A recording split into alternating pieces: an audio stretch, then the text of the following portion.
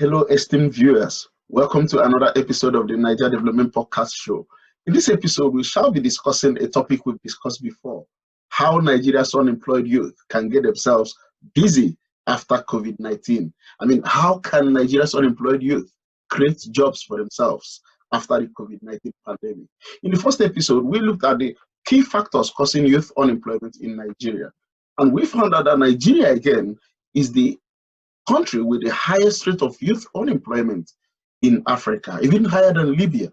And in that same episode, we looked at the long-term measures the youth can undertake to make sure that they get themselves busy without looking for who to beg for money, or without looking towards the government to create jobs for them. And we know that no government in the world can create jobs for everybody, or without even waiting for any sort of white-collar jobs. So in this episode, we shall be delving now into the short-term measures the youth can undertake to create jobs for themselves and get themselves away from vices such as armed robbery, kidnapping, and cyber crimes. So in this episode, I have two young men who were still in the first episode: Mr. Nyomo Oporum, who is an engineer in the UK and an entrepreneur as well, and Mr. Isidore Onyako, who lives in Canada, another Nigerian who is an engineer in Canada as well, and a businessman who invests heavily in Nigeria and in Canada. So over to you, young men.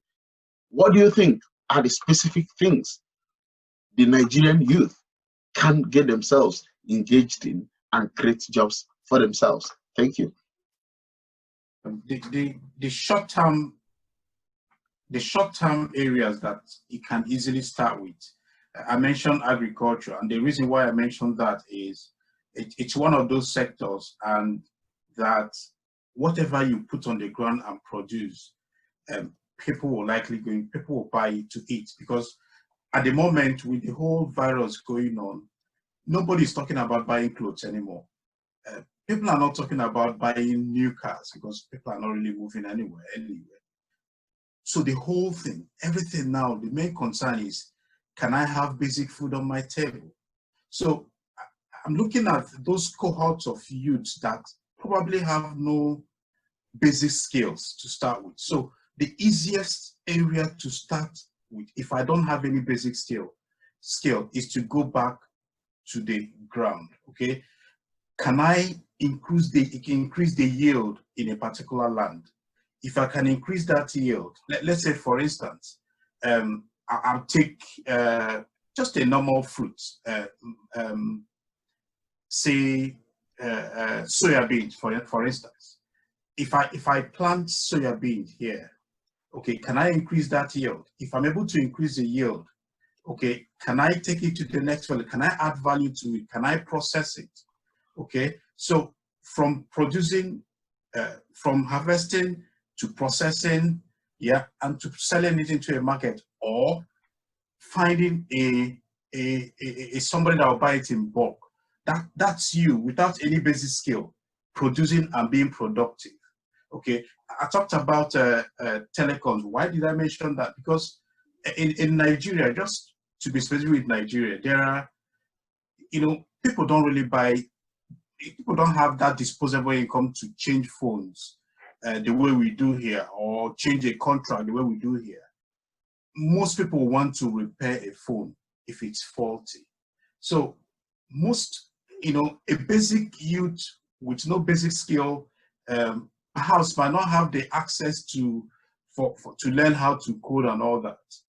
You can easily learn how to repair basic phones, basic repair, and you can set up on a little shop and start repairing. You don't even need a shop. You don't actually need a shop. You don't need a shop. In some places, if you go to Aba, they don't stay in shops. They stay in. I went to Aba to repair a phone once. If I can cut in there, repair phone once, and I saw this guy. When I spoke to him, I like to share this. The guy, when I spoke to him, his English was very good. His behavior was excellent. I was asking, who are you? Tell me about you. He told me, I'm a graduate of biochemistry from one university in the southeast, and I couldn't get it. I came and learned this. Now I've opened a big supermarket for my wife. I've built a house, and back over there is my car. So, and he's doing so many other people. So these are the sort of things, like you said, rightly said, that we need to encourage the young people. Forget about that height. You are nowhere. Yeah. Come down from that height and get yourself engaged in something. Learn. Yeah. I mean, you're correct. I mean, we tend to want to go to the big one without the necessary skills, and that's one of the problems our youth have. I'll share with you as well. I'm part of a charity organization that is doing called Talent Power. We're looking at creating a platform for youths to learn coding, IT skills. And when we're doing our research, we found that some coding, there's quite a number of schools that train coding. But we wanted to make sure that whatever we are teaching will be relevant to at least starting with our own local environment. We don't want to teach them an abstract subject that will end up like some of us did dissertation that ended up in the bin that were never useful to anybody. Yeah, I mean, so we wanted to make sure that whatever we are going to teach them, they will be able to use it to solve immediate problems. Okay, within the school, within the campus, and within everything. So it's something along that line. I mean, going for the long-term plans now. So whatever training, whatever package, whatever thing that we need to package as a platform, maybe from diaspora, as a government, from maybe state or local government or federal government, I always recommend that, look, whatever it is, there has to be that synergy between existing industries and, whatever training that you're providing, so that we don't end up wasting money providing training that will not be relevant, to Nigeria. Okay, so that is really important for long-term planning, for those that are planning for long-term training. Because I mean, like what's obtainable here, if you attend any institution here, most times they will want to link your dissertation to a problem within the industry. So while you're writing your dissertation or you're doing your own research, you're actually solving a problem that a company has. So how do you real life problem? Yeah, real life problem. So companies have some kind of synergy with the institutions. It could be polytechnics, it could be high institutions. So long-term thinking, the environment, I mean, the government should be focused on find a way to link the industry with the institution. So in other words, industry should provide their problems. What are your problems? What are the issues that needs to be solved? I don't think it's the job of the government. I think it's actually the universities or the academic bodies should now try to have a kind of relationship with the industry, try to help them engage the students to solve real life problems.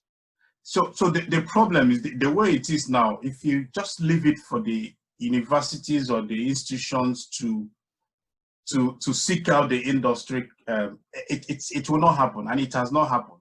So I expect any well-meaning government you're not going to spend any money. All you're providing you're just providing a platform. You want to get the industry in because you're already in communication with them. You own part of the institutions because you're in touch with them to provide that platform where they interact.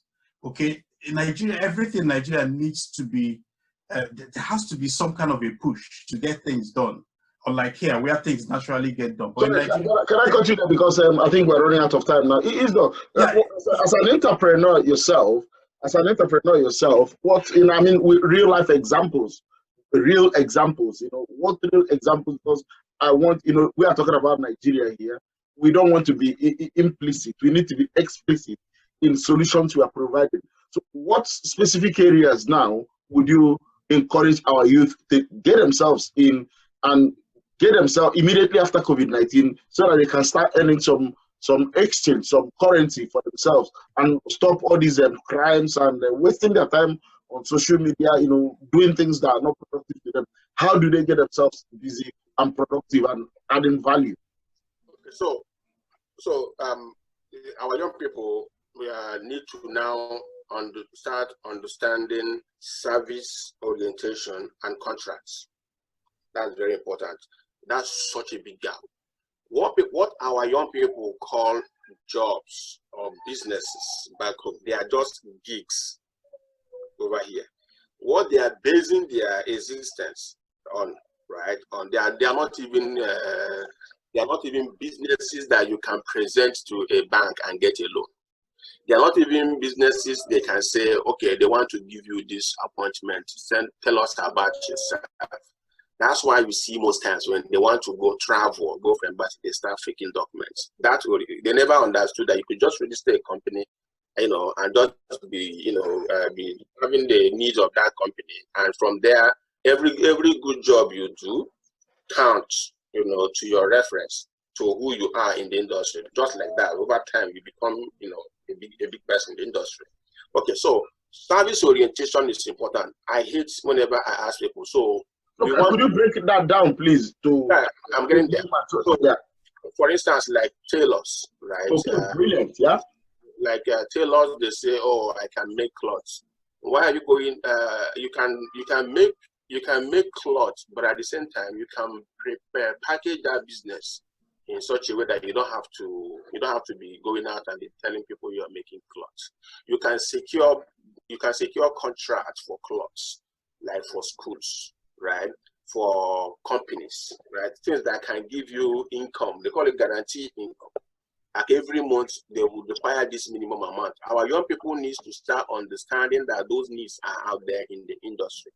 Now, there is also another business that's also service related, uniform maintenance, right? So our young people never paid attention to the fact that people are wearing uniforms, and it's such a big business, right? There are 500 companies in Canada here and America who are just into uniform recycling. Now, what do? They come in, they look at the brand of your company, they will just go and sew a designer cloth for you. And they say, okay, we'd like to start supplying you this. It's their own design, but for your own brand, to improve your corporate image. Then they get that contract, say for 2 years. So that means that for that 2 years, the money, companies have this money to give out because it adds value to their bottom line. So you'll be supplying these clothes to these people. And with that contract, you can go and buy machines. See that? You can go and hire people. So I'm not even talking about you working for yourself. I'm talking about you starting a business because of what you can do that will hire 10, 50, 200 people, right? And then this will create multiplier effect because the maintenance of services involve, recycling the services, which is, you will have two sets. One that you will bring in and take another one. And when you take the other one home, you go and fix it. In addition to fixing it, you wash it. You do assessment of the uniform to decide. It's such a very big industry. Okay. And we don't need the government to do this. We young people can come together and go and do their business survey and go and meet companies to say, if we start supplying you this uniform, what do you think? They are very creative. You can take a uniform now. Uniform they wear that looks unattractive, right? You can take it and give somebody, the person will design an attractive one in Nigeria. Take it to the company. That's it. You have a business. Yeah. You remember the young boy that redesigned Innocence logo? Exactly. So what you're trying to say is that young people, because from young people should understand, the youth should understand, because everything we are talking about revolves around the environment. That there are opportunities in the environment, and all they need to do is to open their eyes open their eyes. So I'm going to jump in here because I think we're running out of time. Just in addition, I still do a business where I supply or part of one of my businesses supply foodstuff. We supply foodstuff to some African shops within Europe. Yeah, I know business. Yeah. So one of the things that we found was that issue of quality. Okay, we noticed that a lot of the products that we were supplying were mainly coming from Ghana. Some were packaged in the United States. Some were packaged in. These are Nigerian foodstuff. Nigerian foodstuff. Yeah, these are Nigerian foodstuffs. So what's happening? Yeah, they take it to another country, package it, ensure the quality, because that's the main thing. I did something on just to give you an instance, palm oil. I was supposed to do something with supplying palm oil with somebody, and the first batch that we got was completely different from the next batch. So the problem there was the quality. We could not, it wasn't consistent. We could not maintain the same quality. And you know how customers here react.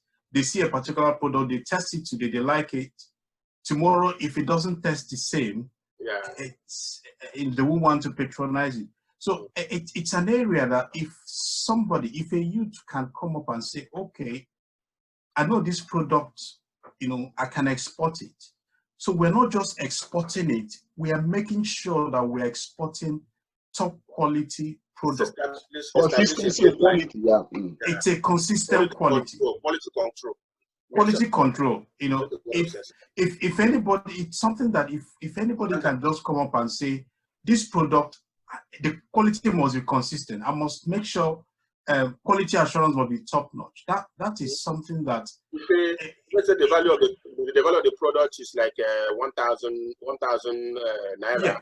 Then you pay the person like 50 naira to do quality assurance for you. To quality assurance, that's it. And you're in business. That product can go anywhere in Europe, and you're already in business. Yeah. There's also this one of garbage collection.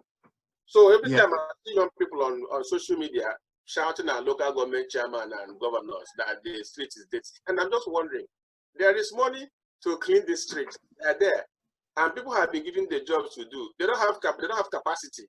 Young people can also set up ancillary contractors, become contractors to government, and say there will be bond. You cover this money, I will be cleaning this road. They do that all the time. You see young people going around taking pictures, writing notes. Then later you see them after 2 weeks. They wear their safety vest, they are repairing it. Government is not on the streets moving around. You can go and, okay, there is this heap. That same government and a quote, I will clear this refuse. There are over 200 refuse. There could be some political because I have an experience. I have experience with them. It just in addition, you can twist it and tell them I have this picture. In addition to that as well, recycling is another area that people need to think about. I mean, you collect refuse, you recycle it, you sort it. Yeah. You sort it. We use recycling to produce energy, power, fuel. There's so many things that we can produce from recycled materials, recycled plastics. Ekesi said something about politics, right? Which I understand. That was also another area I wanted young people, to start knowing that they are actually, they're actually the ones who are actually supposed to be being politically, active. Not to pull somebody down, but to, for the impact change in your society. Don't just come to talk down a governor. It doesn't make sense. You tell the governor what is wrong so that they can fix it. And if the governor say they cannot fix it, you find the solution. And you say, hey, here's the solution to this problem. And by the way, I can do this. The governor has no choice than to come and say, and people will say, why is this person presenting a solution to this problem? And this governor is not doing it. It's not the politics we are talking about. This is the power I want young people to use their social media for. I don't want you to be talking about what is the next, which matter are we discussing today? Which matter are we fighting today? All those kind of nonsense. They jump energy. Listen, you have only 24 hours in a day, and out of that 24 hours, I don't even think that the one that is freely available to you is up to 1 hour. So you cannot waste it. You should be using it to do things for yourself, and they're there. You don't see refuse bin here. You can say, okay, today this government the last time I came to Lagos, we were driving on the road, and there was a pothole on Maryland, on the Ibadan Expressway. I was telling people along the Blackberry, I was like, why? The first day I passed it, everybody said, wow, my team, we are in the car. They were happy. I drive like I live in Nigeria, like I live in Lagos. But yeah, guys, this is not good. You shouldn't be having this big pothole there. I went and met the policeman. The policeman told me, he told me, yeah, I would say the government is coming to fix it. They've already notified the government. I didn't say that. Then the next day, my car jumped inside there and the wheel cover came out. So I didn't even bother talking to the policeman. You know what I did? I now parked my car, put the hazard light, right? Then I went back and started putting barricades because I know it affected me. It affected another person. And I did that. You know what happened? Like 4 boys came out there and started covering that thing, right? Then fast forward 2 days after, that pothole was closed. You get my point now. So majority of the time, you know, in Igbo we say everybody's goat is nobody's goat. If you don't take responsibility for something, it's never going to be done. These government officials are not going around looking for something not to do. They are busy with things. Hello, viewers. We've looked at several things that young people can do to get themselves busy in the short term to ensure that they don't depend on anybody for survival. So I'm going to put it, kind of summarize the things I believe young people should be doing at this time to ensure that they are busy. So things like poultry farming, snail farming, mushroom farming, vegetable farming, things like egg trading, going to the poultry farms and buy egg in bulk and try to retail. These are things that people can do. There's also the side of food processing for the consumption of the local market and for international market. You know, you could actually export. So things like production of plantain chips, corn flour, camel flour, you could actually dry it, put it in bags, brand it, and be selling to people. Gari production, I mean, frying gari on a large scale and retailing. Groundnut production, put it in a bottle or whatever you want to put it and package it very well, brand it, and there's a market for it. We've also looked at things like importation of boxers, shorts, panties, bras, shirts, trousers, jeans. You can contribute money if you don't have. You can contribute money with a couple of your pals, a couple of your friends, and you guys import from Alibaba, AliExpress, and so many other things like that from China, where you can buy things and retail to the local market. You could also go into tailoring in terms of fashion designing. That's something that some guys are doing it. I know some guys in Aba who are also graduates who are doing it very well, doing it to the best level you can think of. You could also look at things like production of curtains, production of bed sheets. These are things that you can do. You can learn skills such as barbing, welding, laundry, phone repairs. Everyone uses a phone. In this time when we've all been indoors, everyone has just been glued to his phone or her phone. You could also do things like hairdressing if you're a man. Ladies love it when the men do their hairs. Ladies love it when the men do their pedicure and manicure. These are things you could get your hands on. So you could also do things like interior design, POP, you know, how to do POP in a house, how to do balustrades, you know, like all these things they do on the window hoods, on the arches and everywhere. These are things that you can easily learn. I'm telling you, when you work with these guys 1, 2, 3, 4 times, if you're a guy who's really sharp, you can pick up all these things and get down to work. You could, or you might call it sculpture. You could learn all these things. You could also learn things like, I did this when I was in the university myself, going to area, produce palm slippers and sell. These are all things that you could do. You could also learn things like electrical wiring. You could learn how to wire a house. Then if you're not cut out for all these other things and you want to do a posh one, you can do software development. And there are free online resources that you can use. You can use resources like Free Code Camp. These are all websites. Free Code Camp, Codecademy, and Udemy. You can start learning how to do Java, HTML, and many other programs, many other learning languages, like programming languages that you would like to learn. You can also learn how to do installation of security equipment such as CCTV or security fence, or if you want to learn how to install solar panels, you know, which is the alternative to upgrade electricity, to upgrade electricity. You could also do that one. You could also open a little cleaning company where you can be going around sites, because this is something I have experience of. Going around sites, people pay as much as 20,000 naira to clean a 2-bedroom flat. You can go and learn in new builds, clean up all these flats, or when people move out, you can go and clean up all those flats and get yourself employed without looking for anyone. You can also do things like trading on fish, on food stuff. That's a very beautiful one. If you can get yourself a cold room, or you can sell things like crayfish, stockfish, rice, beans, daily consumables, you won't be out of job. So a young person, I'm imploring you today, don't continue waiting on the government. You could actually create that job you've been craving for. And honestly, you will blame yourself. You ask yourself, why haven't I done this over the years? Because Nigeria is a huge country and there are opportunities out there. But one thing you haven't done is to open your eyes and look at your environment and see one thing that you can do. So stop complaining, stop whining, stop begging. Get down to work today. Look at all these things we've suggested and many other ones we haven't covered here. Get yourself busy, and you see you're going to make that difference, and you're going to encourage others to do what you've done. So thank you so much for listening to us. Thank you for watching us, and see you next time. Bye.